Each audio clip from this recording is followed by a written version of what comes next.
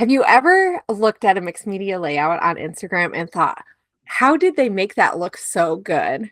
And then you go to Pinterest and you pull up the image of the layout so that you can use it as reference, right? And you put it on your desk and you sit there and you're not even sure what supplies that you have you can use to get that look. And then you start playing and it ends up like mud and you just want to rip it up and throw it in the trash, right? Well, today is the day for you because we are going to be breaking down some of these techniques that are commonly used in mixed media, and we will help you be able to master all these techniques that you want to try. Hello, welcome to the Crafty Maven Getaway podcast. I'm your host, Anna. And I'm Megan. Thanks so much for joining us today. We are on episode 18. 18. Hello, Megan. How are you today? I am good. I am very happy that it's the weekend.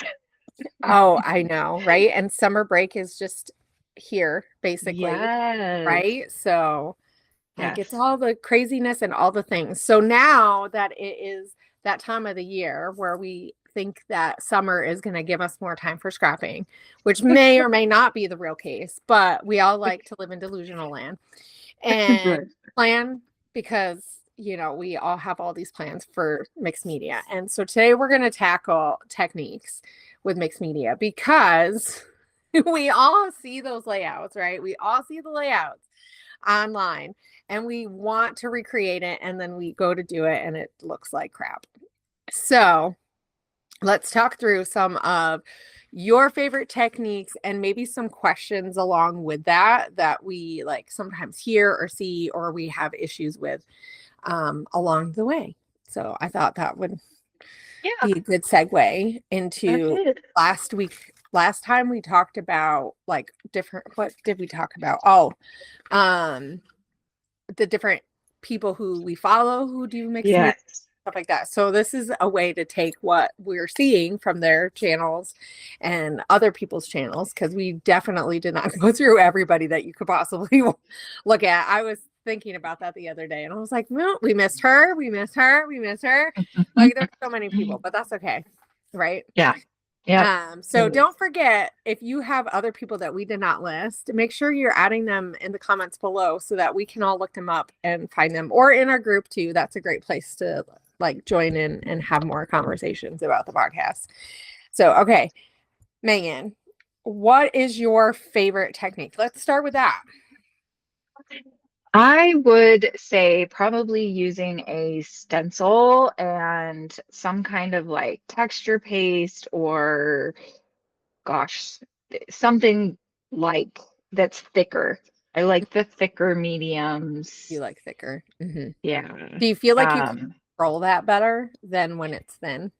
Yeah, I think so. And then when there's the stencil, like it's already like what you're making is already made for you. So like the it takes a lot of the guesswork of it, right? Yes, it takes the hard part out because like you're really good at doing just like playing with a blank background, whereas I'm not as good at that. And so it's easier for me to start with a stencil.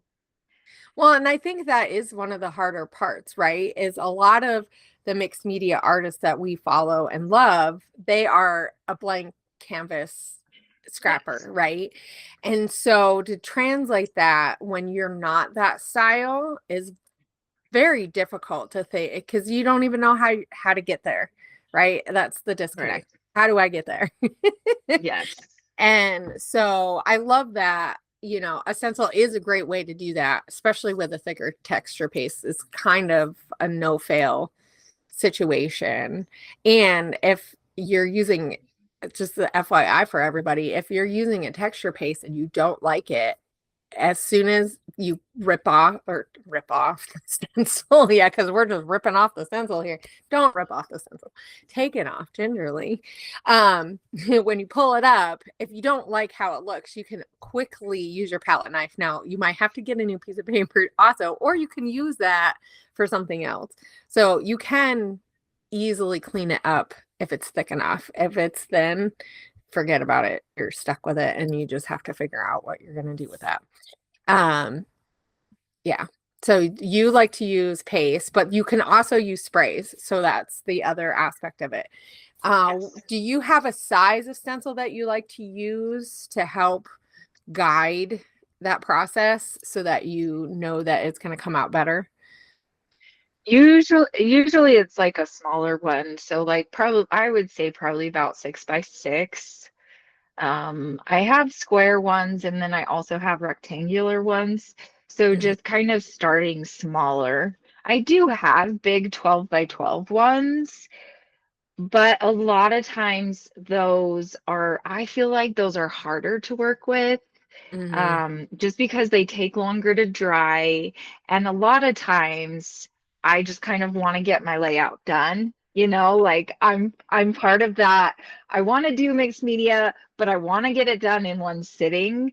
And so I'm slowly getting to the point where I'm like, okay, mixed media needs to be done the day before I want a scrapbook. Yeah. So it's like I'm kind of getting to that point where I'm like, hey, I'm starting to get this. Like, I'm not going to just rush everything. I'm going Yeah. to enjoy each part of the process. Mm-hmm. Well, and when you give it time to sit, then you have time like to think about what you're gonna do for your next step, right? Because that's Yes. often the crux, even with like, especially with stencils, is like, oh, it's not dry. How long is it gonna take to dry? If I touch it, am I gonna mess it up? All that kind of stuff. And depending on what you do next will depend on whether or not that turns out in your favor or Yes. not, right? Right. Yeah. Um, so I find so I have a mix of stencils. I find, like you said, the 12x12 ones are harder to use because I'm never putting the whole I'm never filling the whole stencil in at one time. Generally, even a smaller one, I might not always do that.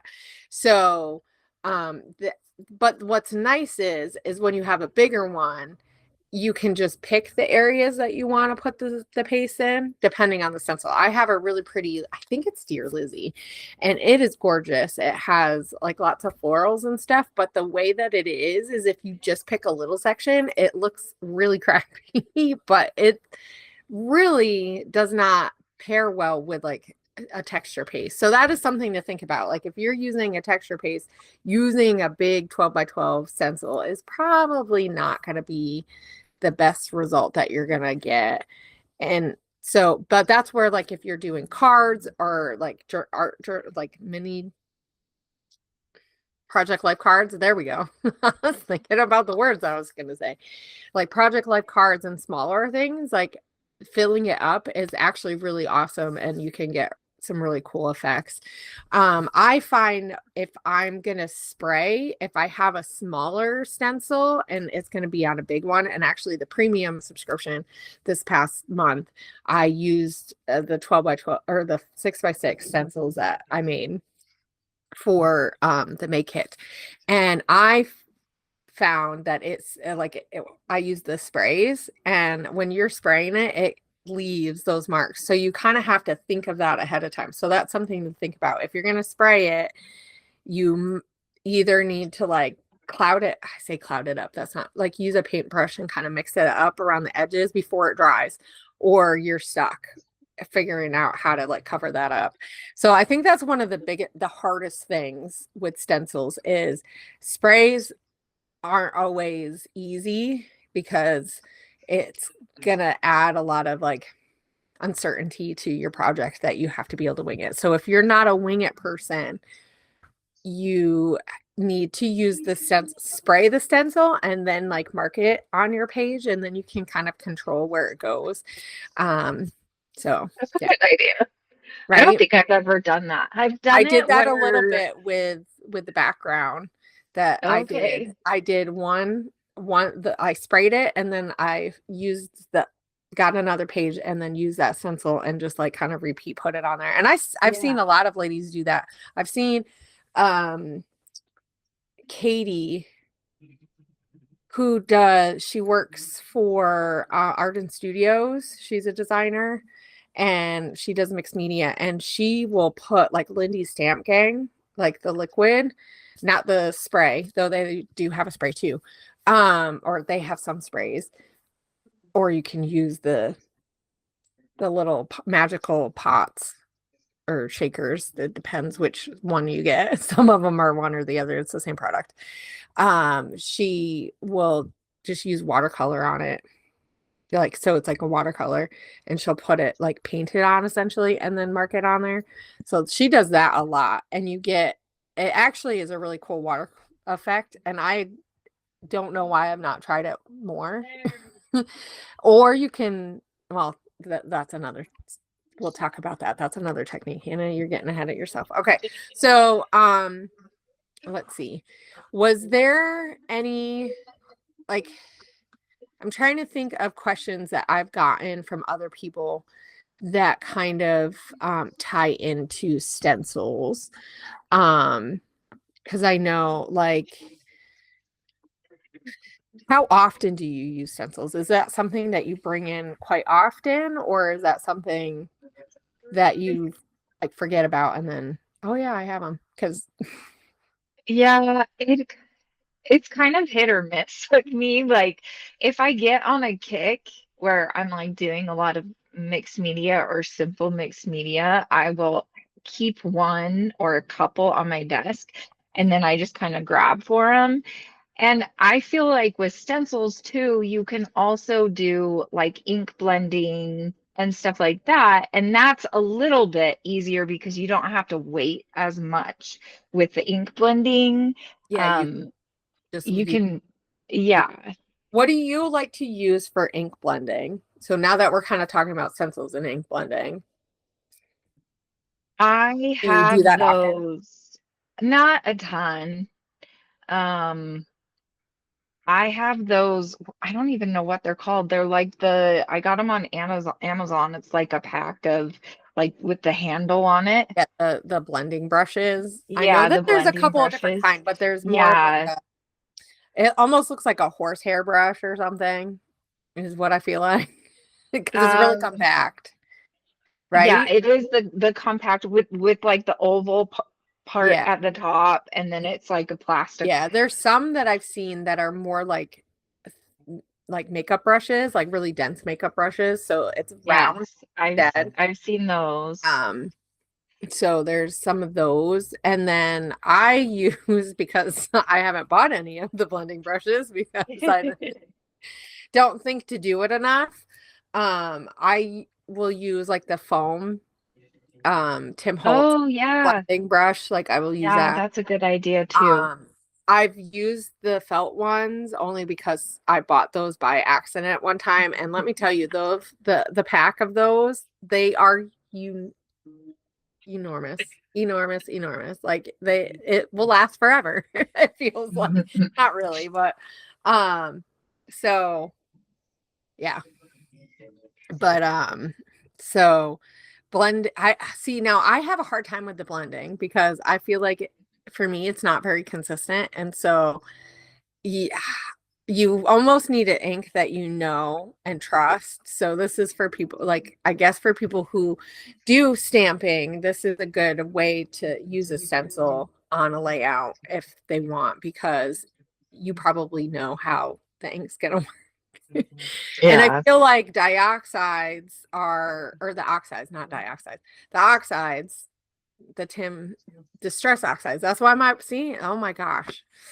You'd think that it was way later in the day, and it is not, folks. It is not. But anyway, the distress oxides, those blend a lot smoother, I feel like, than some other inks that I've tried. For sure. And you can get more of like a cool effect by adding water drops and all that kind of stuff to it too. So it looks a little bit messier. But yeah. Well, and when you blend, I feel like it makes it a lot easier to control what areas you have your stuff in right on the page. Yes. Yeah. One way I really like to use stencils is by using a pen and like tracing out the shapes and stuff. So this is where like a really simple shape one works out really nicely. Yeah, that is a good idea. I remember you used to do that a lot at the I did. beginning of your scrapbooking. Yeah, I know. I realized that the other day. I was like, I haven't done that in a while. And I was thinking about a short that I've been working on that I need to post up about like different ways that you can use mixed media. And that was one. I put pens in there and I completely forgot that that's what I used to do all the time. I It's was like, like I could have made that better, but I'm not redoing it. before you started like diving into the mixed media a lot. I think you did it more. I did. Well, and it adds a punch that is like It does. super easy to accomplish. So that's really why I like to do it. You can add a speck of black, or if you use white, a white pen, which I've not found a good white pen that I love, but you know, some people love some of them that I just have a hard time with. I'm trying to think what else you can do with stencils before moving on to a different one, because that was a good one using like ink blending and stuff like that. So we've done paste or texture media, and Mhm. then Like water um or sprays. yeah, sprays, watercolors, And and then then ink blending. I I mean, feel like those are the ones I feel yeah. like that are the So I feel most like with common. stencil, so with a stencil, do you do that as your first like background um technique, or would you do that later on in the process? Because I feel like this is probably where it trips people up, right? Is that they're not sure what order to do the different background techniques, right? Yeah. And I know some people can do them seamlessly no matter what order they do them, but I think that just kind of comes with time, right? You figure out which ones you really like to pair together and how they build on each other. So this is always why, and this is why I consistently say get like an art journal or something that you can just play on, because this is a good place to like kind of build your layers so you're not putting so much pressure on yourself to have that page be complete and perfect if part of that goes wrong. So, you know, I mean, sometimes it's going to go wrong. Like there's no way you can fix that. Sometimes things just go wrong, but you can control it so much more when you know how to build the layers. I find that stenciling is one of the first things that I will do, because whether it's paste or like I'm tracing or I'm using it like with a spray or something, that gives it time to dry, one. Yeah.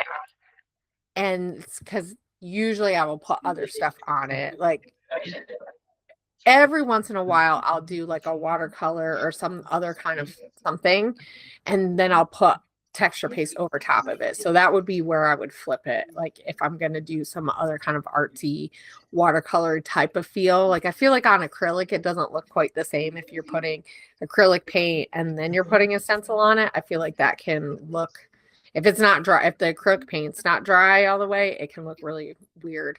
I mean, even if a watercolor is not dry, it's going to look weird, but it'll look weirder because it'll mark the acrylic paint because it's raised more, the more dimension. So, That makes sense. right. Yeah. Okay. What other kind of techniques do you think are go-to techniques that people should?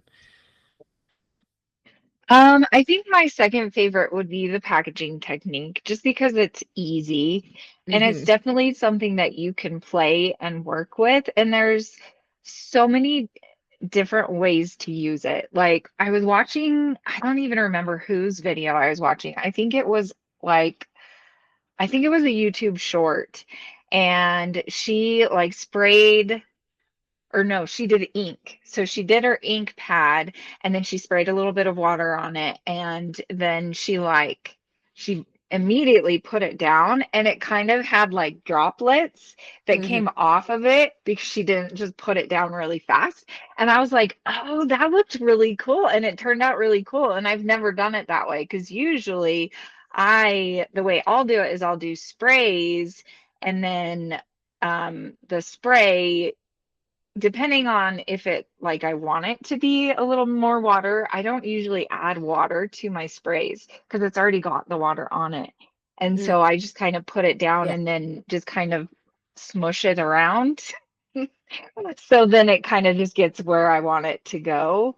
Hmm. So I feel like there's a lot of ways to do the packaging technique that like I didn't even think about before. Like Hmm. depending on what medium that you're using. So like Yeah. if you're using a stamp and then you spray water on it, or if you're using a brush and you brush it around or Mhm. whatever. Like there's a lot of Would different you ways.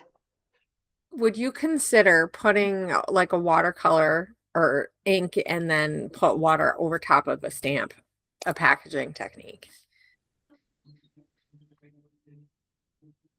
Yeah. Or would you consider it stamping? I'm just curious Well, because I feel like it goes in both. it I does. didn't think of it as being like part of the packaging technique. And then you kind of mentioned that. And then I got me thinking, like, Yeah. huh, what is it? Yeah. Right? Yeah. Because it That kind of is. is. And I've seen quite a few ladies use their ink block as the package, Yes. right? And They'll put a little bit of yeah. stuff on it. It's a smaller amount, and the stamp block is harder. So you, I don't know if you have more control or less control, but it's uh probably an easier space to. Well, and I did that so I posted a video on the CMG, the Crafty Maven Getaway YouTube channel, and I put a little bit of spray on a block and I Mhm. put it down, and I really liked how it turned out because the first time it was like a full block and it was whatever shape. I think my block was a circle. And so it was a circle, but then I would what is that called when you mirror it? Is that what it's called? When you use or ghosting? Yeah, So when yeah. you are stamping Stamp like twice and and then you lighter and stamp lighter. Yeah. multiple So, times and it mhm, got lighter and lighter. And then there was like a little bit of a hole in the circle too, because mhm, not as much ink was on there. And that was really cool. So I never considered that being like the packaging technique, but it really is because mhm. you're just stamping something that Yeah. was a spray or whatever on your Yeah. paper. I've done that a few times. I've used the distress crayons and then added like water to it and then stamped it. Oh, And that's not really, I wouldn't consider that the packaging technique, yeah. um, but it's a passive, I guess it's like adjacent because Yeah, it's it's definitely more adjacent. watercolory when you do it Yeah. that way. It's definitely not going to be perfect. So that's the thing to think about, even with the packaging technique. Um, Depending on how you do it, you can get more of a look that you want, like control the look. If you're like me and just can't seem to get it, which that's okay. We can't all be good at everything. Makes Yeah. me, right? It doesn't always work out the way. I think for me, I probably just not I know it. I have not played enough around with it with different like the block versus a A package and package, yeah. how much media on it can, because if you have a different amount of media or the whatever kind of media, like a spray versus like watercolor type thing, is going to look a little bit different Yeah. than like if you use acrylic paint. Like that's probably, I would not recommend using acrylic paint with the package Yeah. because it's, I just wouldn't, Unless you and unless you watered it water down it, like way, yeah, way, way, way down. You watered could it do it down a that lot. way. Yeah. And then you would have like it wouldn't be so transparent. So, Yeah. uh, so you could get some really cool looks. And I find that the packaging technique is really nice when you like have a cluster in or around it or something like that. Or a lot of times I will see ladies who do mixed media on smaller canvases, if you will, like their art journal is much smaller, their page is like a card or something. And then I feel like the packaging technique works out really nicely because you can have it cover more space. And I think maybe that's part of the problem too, is I'm doing a big space and it looks really weird when you just have a little section if you're not thinking ahead. So I would say with the packaging technique, you want to know what you're going to do next and what you're layering and building it on, because if you don't, then you're going to end up having to figure that out in the process. And if you're not someone who can wing it, it might be kind of hard. But I would say if somebody has like a watercolor look on their page, chances are they probably did the packaging technique, especially if it's very, very light. Yeah. So that would be your tip off. So if anybody's ever wondering, well, how do I know if someone did the packaging technique? If it's a lighter color, like it's light and it doesn't, it's not pooling as much. So like one of my layouts that I did for National Scrapbooking Day, I created more of a watercolor look. I used sprays and re-inkers and then put them on, right? And you can tell that it was a bigger space that had more water on it, as opposed to like when you use a packaging technique, it's not going to be as consistent. You're going to have some spots that are a little bit darker and some that are like almost translucent. So I'm trying to think if there's any like interesting ways I've seen people do the packaging technique besides the one that you said. And I don't think so. I think it's pretty straightforward. You just kind of play with, and I think there's certain people who absolutely love using it and that they use it a lot. So that would be another thing, is when you're watching some of the people who do mixed media, like what kind of techniques do they generally do? I would say with the packaging technique, you're probably going to want to do that one first also, because you're going to have to build on it, on top of it. And unless you stamped something that you don't mind getting wet and it moving, or you stamp something that it's not going to move, it might be kind of weird to do over top of other mediums. Like it's not, I don't think it would work very well over like a stenciled something. Yeah, I agree. There's other techniques that you could do to get something similar and that would look better, in my opinion. So it's definitely one of those like first foundation techniques, which is good because I think we kind of need something like that to have like a really good, like, this is what I would do first and then build on that.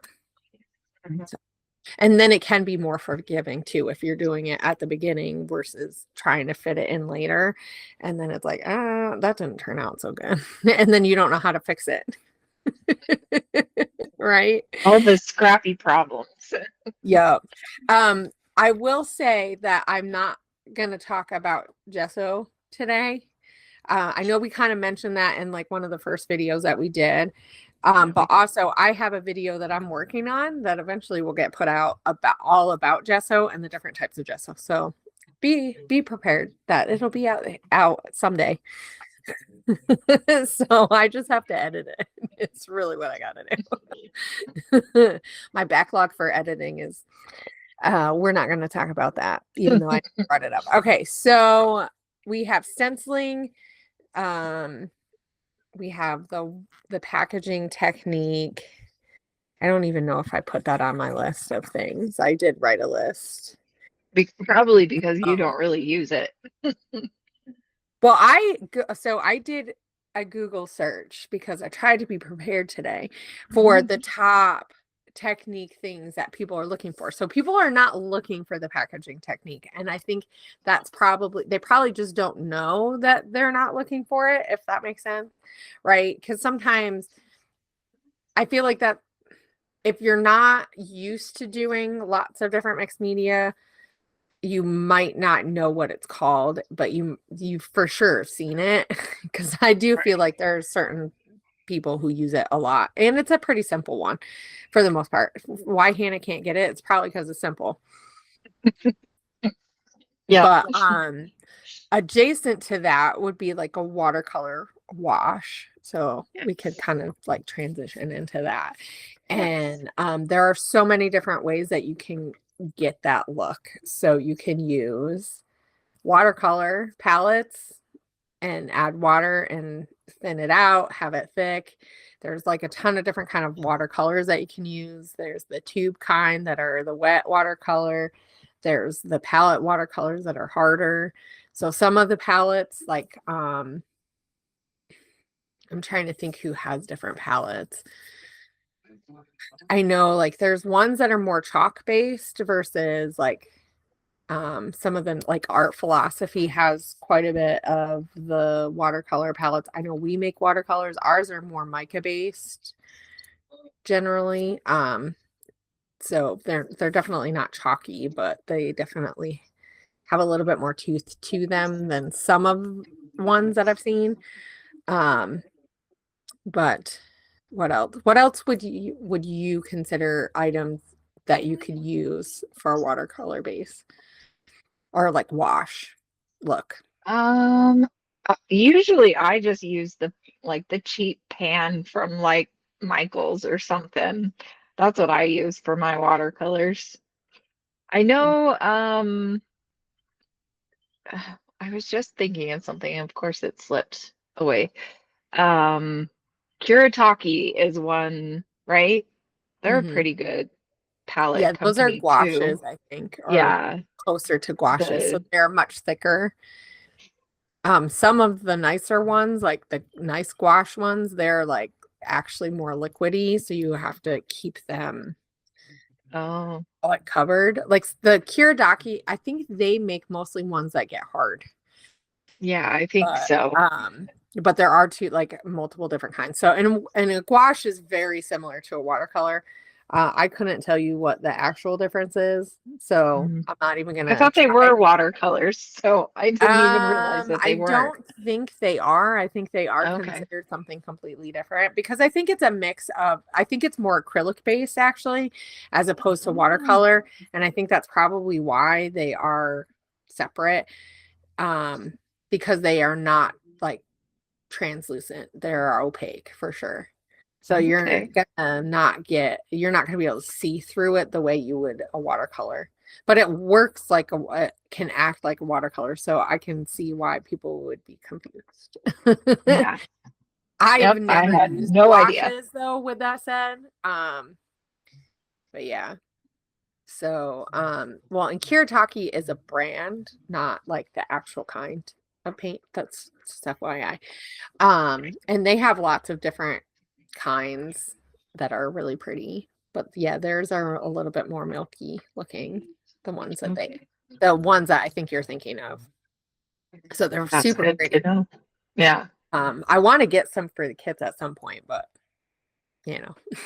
I'm sure they're expensive. They are, and well, and that's why I started making our own watercolors for the store, or my own watercolors for the store. But it's a big process, and that is not the kind that I think you could just like replicate the same way. I just don't like, I don't have the expertise to do that. So, and Yeah. it's a lot of work. I've thought about doing some more because I have all the supplies to do it, but it takes a lot, and you have to do multiple rounds of it generally. So then it's a lot of playing, and it's fun for Mhm. sure. I love it. It's fun, but time Yes. will not always allow me to have that much fun. Yes, right. So one thing I like to use that's non-traditional for watercolors is sprays. You can just put it on your mat or whatever, or in a watercolor palette and add a little bit of water to it, and it thins it out. It works just like a watercolor. I also use reinkers like watercolors all the time now. It's my new fun thing to do. And you can keep that concentrated or add water to it. So depending on like how dark you want the colors or how rich and concentrated you want them. I know that some Oh, companies make like a liquid watercolor that you can just like add color, like water to it, and it's like really liquidy. yeah.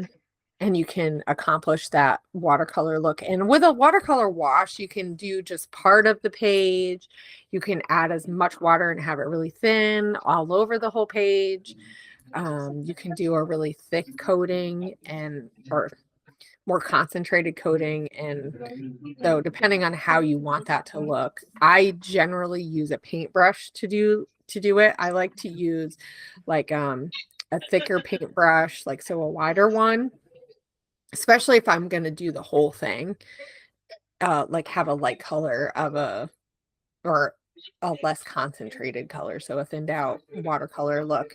And I'll pick like a really big brush and then you know, you can just use some on it and then build from there. And that's the nice thing. Watercolor is really forgiving, just like kind of like the packaging technique, that you can build on it really easily. It is harder to get off, but you can use like a baby wipe or paper towel that's wet, and you can kind of sop up some of the liquid or move it around a little bit.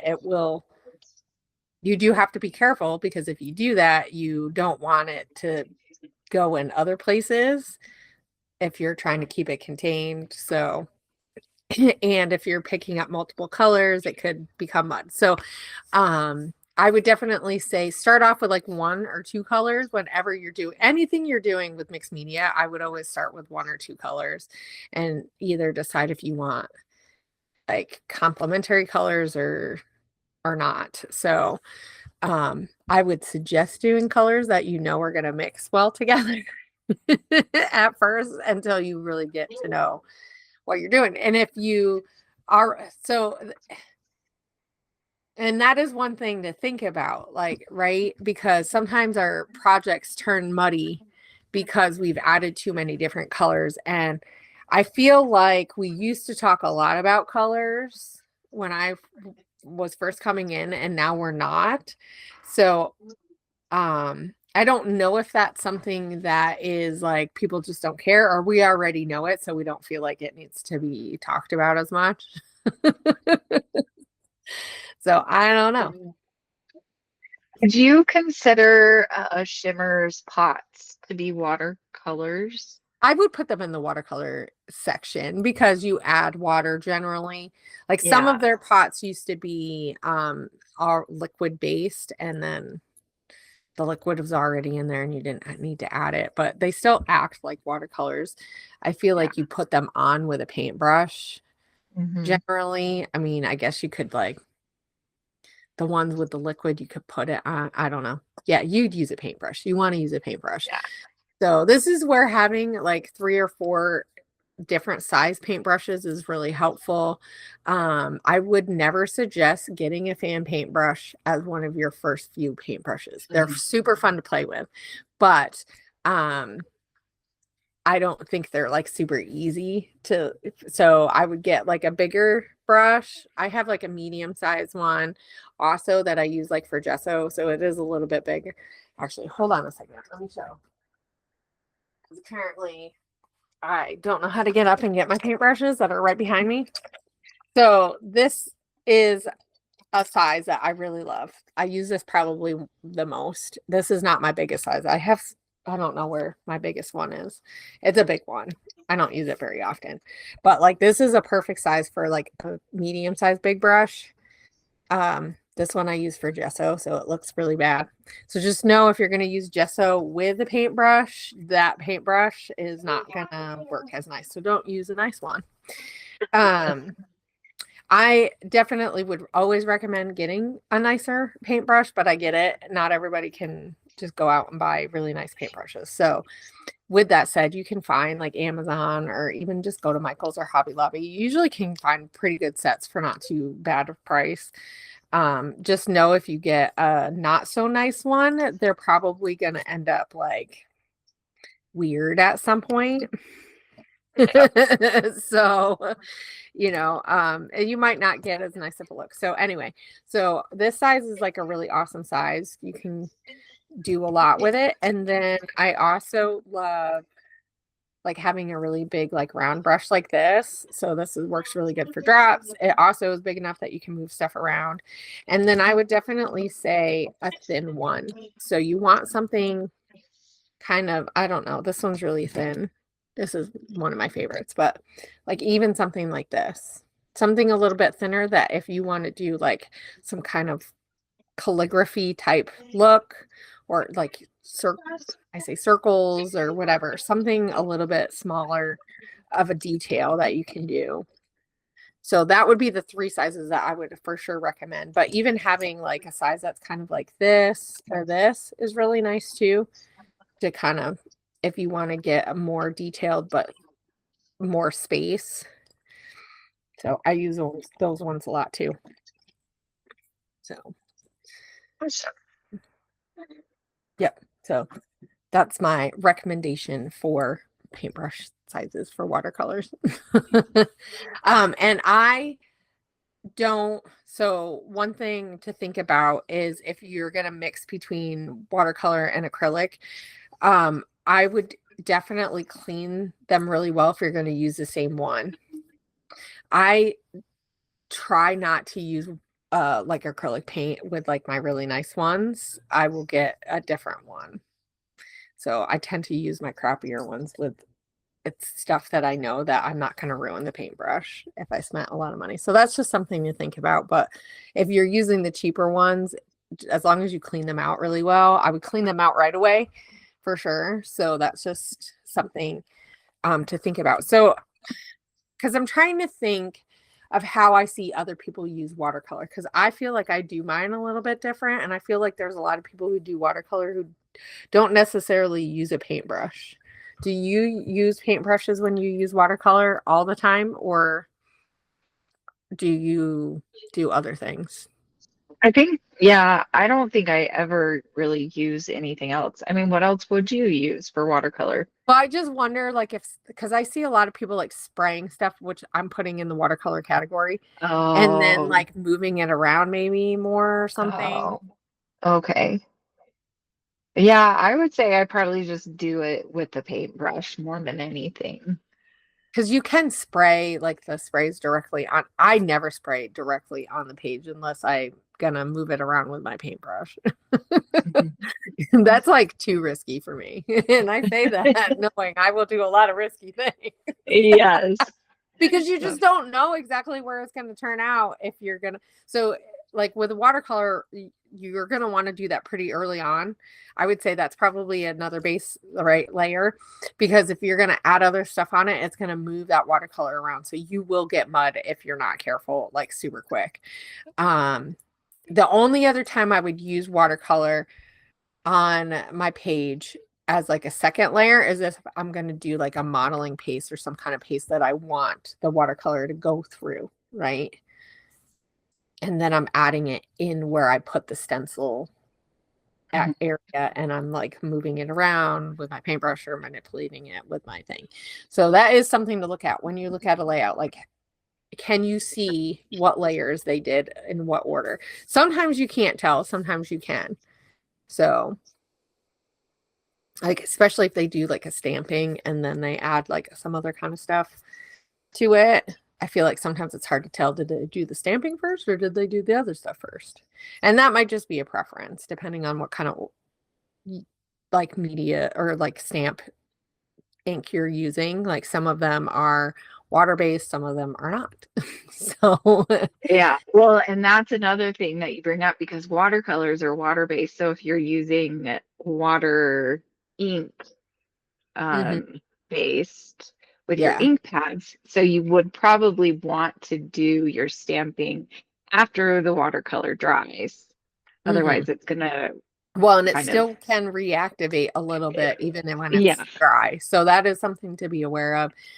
Yeah, just, just know that you might move it around a little bit. I've done that by accident where had stuff dried and then I added more of something else.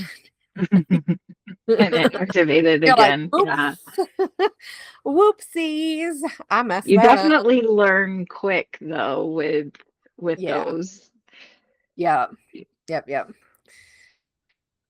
Yep. I'm trying to think if there was any like top questions that kind of went along with that. Um, okay, so how do you know when to stop with those kinds of layers? Like with stamp or not stamping, with stencil stuff, with watercolor or like the packaging technique. How do you know when you're done with that technique? Because I That's feel a like this is hard the question. Like some question. people are like, so if you're I say copying, if you're scrap lifting someone else's layout, right, that they did that, you can kind of gauge and go, oh yeah, mine looks darker, mine looks lighter. But if you're just going to do it on your own, how would you know when to stop? I think for me, it would probably be when I get overwhelmed, honestly, Okay. because So I like that to be you, minimal. And yeah. so, like, I actually have another layout that I'm going to post next weekend, I think, after we post this. But and that one I actually did a ton of mixed media on, and I was like so proud of myself because I haven't done that much mixed media on one layout in a very long time. And so I was kind of like, whoa, this was crazy because I think I did two or three different types of media on one page. And I was like so excited because I haven't used, usually I just do one thing and I'm done and I'm good, you know? Yeah. But I think I kind of, even if you're a beginner, I feel like you will know. I don't know how to explain it. Like, So, okay, but that's an interesting thing because I was actually, you were having me watch some of your old videos and seeing like, did you need to yes. fit and stuff for classes, right? And one thing you said to me or said on the video that got me thinking, because sometimes we say this but for someone who's newer or doesn't use a lot of something, you're like, I go off of the feeling, and it's like, well, what does that really mean? Like, I know that us scrapbookers who do it a lot kind of understand, but not everybody is like that. And I was like, how would you explain that though? How would you explain that feeling of it just felt right there? Adding that cluster there felt right. Adding this media until yeah, it just feels right, right? Because I feel like we do. I'm saying feel a lot. Oh my gosh.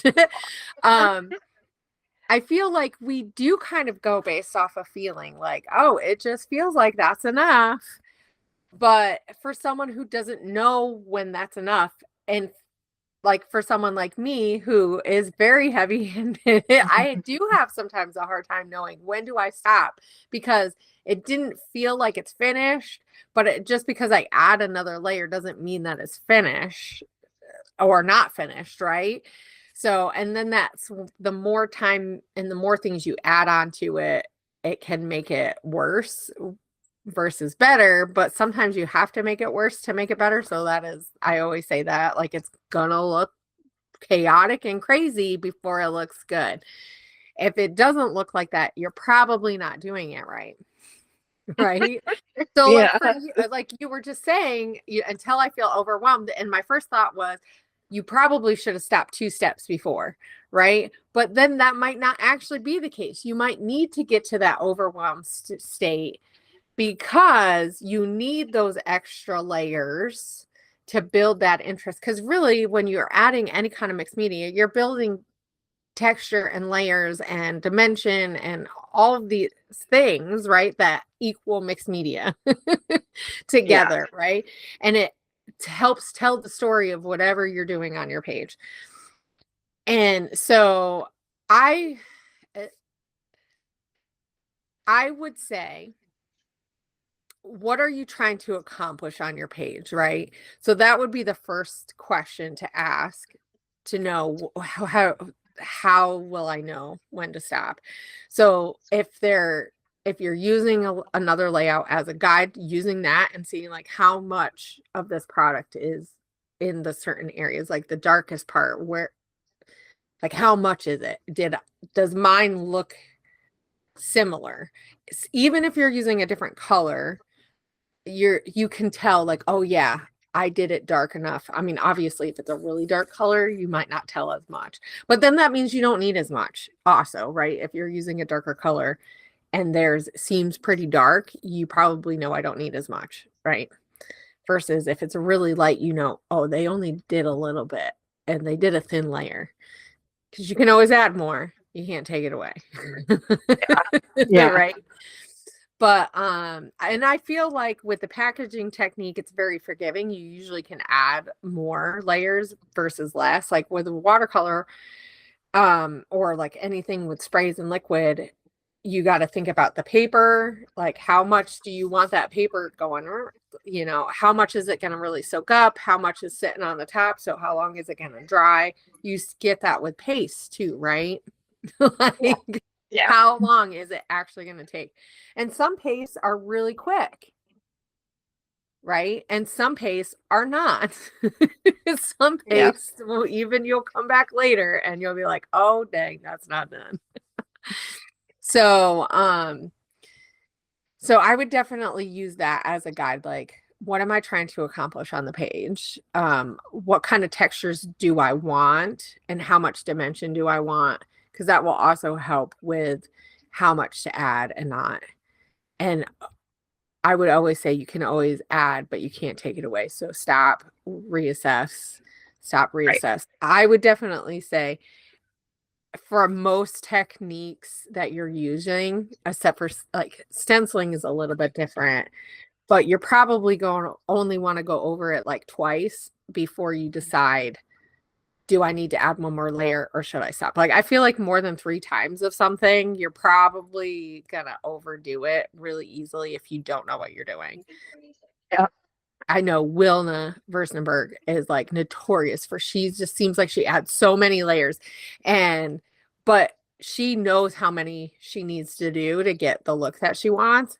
And I've always found when I've tried to do hers, like, it can be really crazy really quick.